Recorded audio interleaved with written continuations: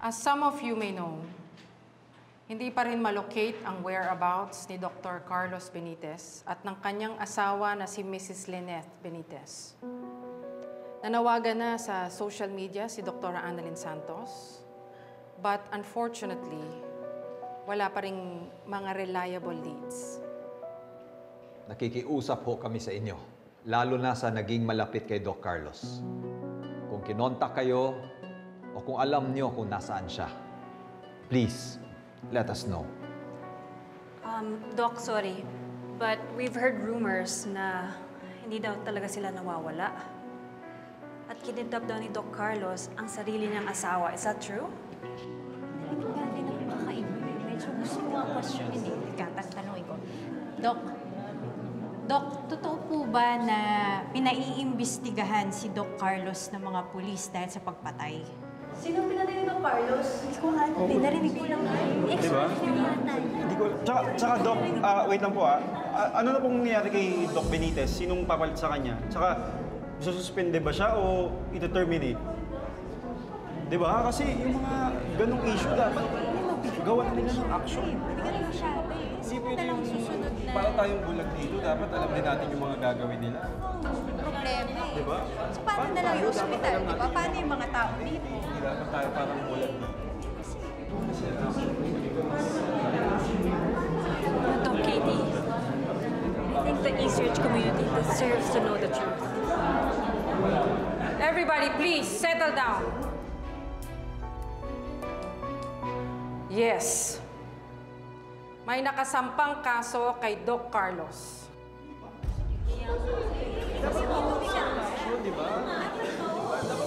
But please, we are asking everyone not to cast judgment because he is still innocent until proven guilty. You are all a bunch of hypocrites! Ano to? Nag-gather pa talaga kayo ng assembly para siraan ang dad ko?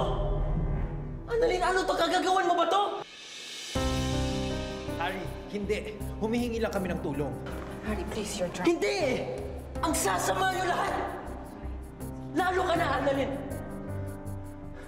Ano, gusto niyo pa talaga siya i-trial by publicity? Huh? Nanawagan ka pa sa social media. Alam ko yun, narinig ko yun.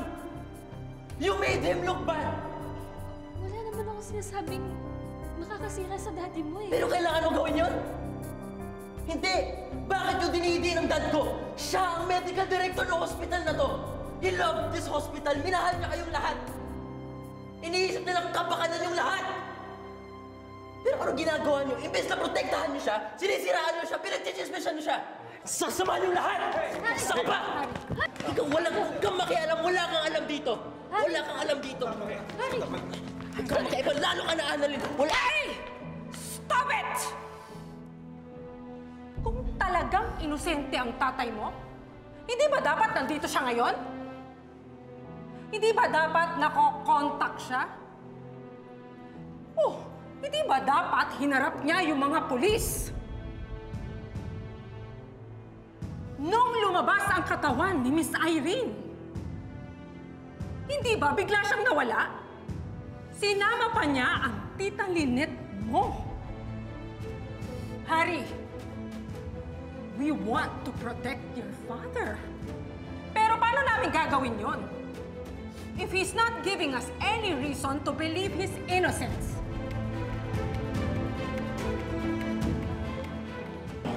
Let's go. Let's go.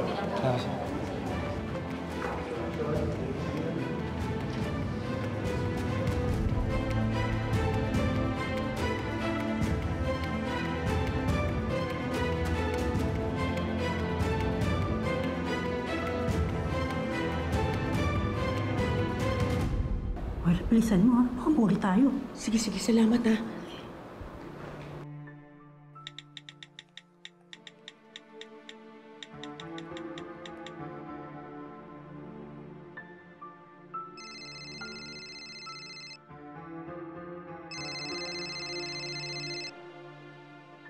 Hello?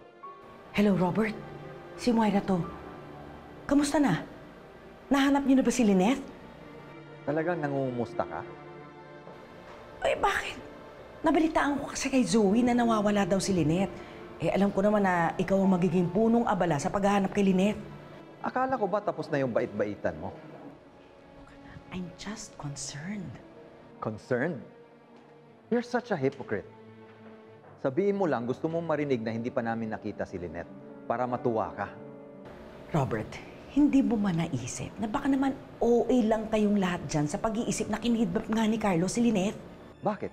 May kinalaman ka, no? Oh, ako na naman. Sa lahat ba ng problema, ako lagi ang dahilan? Baka naman kaya hindi nyo mahanap-hanap si Lynette ay dahil pinoprotektahan niya si Carlos. Eh, gawaing mag-asawa yan eh. Actually, I salute Lynette sa ginagawa niya. Ganun sana yung ginagawa mo sa akin. Pinoprotektahan ako katulad ng ginagawa ni Lynette kay Carlos. Hindi ko konsintihin ni Lynette si Carlos. Lalo na pag alam niya na kriminal yun. Robert, baka naman hindi mo lang matanggap na ganong kamahal ni Lynette si Carlos na kaya niya siyang tanggapin kahit ano pa siya. That's true love for you. Bahala ka nga sa buhay mo. Hello?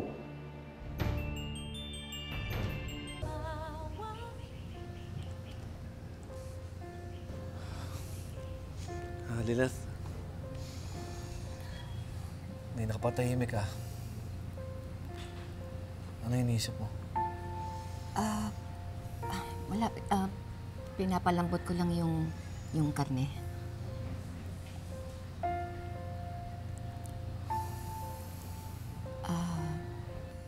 Carlos, pwede ba ako magtanong sa'yo? At sana maging honest ka sa akin.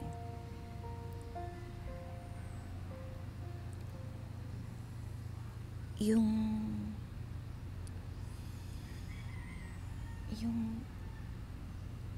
katawan ni Irene, anong ginawa mo?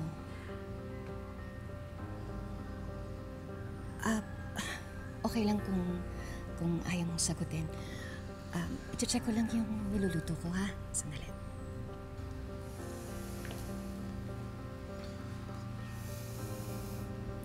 Lynette,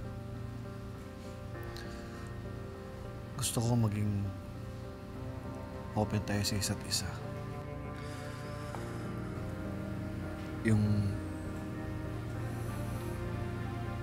katawan ni Erin, tinapon ko sa tulay. Walang nakakita sa'yo?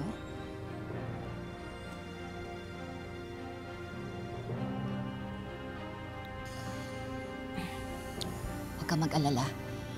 Kasi wala namang nagkiklaim sa katawan ni Irene nung pumunta ako dun sa puninaria. Ayaw nga nang ipakita yung bangkay niya.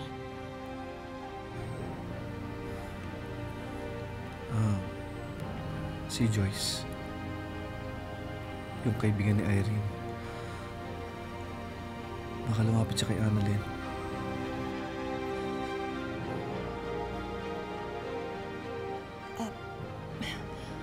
Huwag mo nang intindihin si Annalyn. Ako nang bahala sa kanya.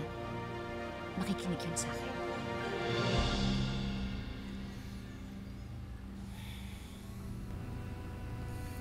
Lynette, maraming salamat. Carlos, ako ang dapat magpasalamat sa'yo. Salamat kasi naging honest ka sa akin.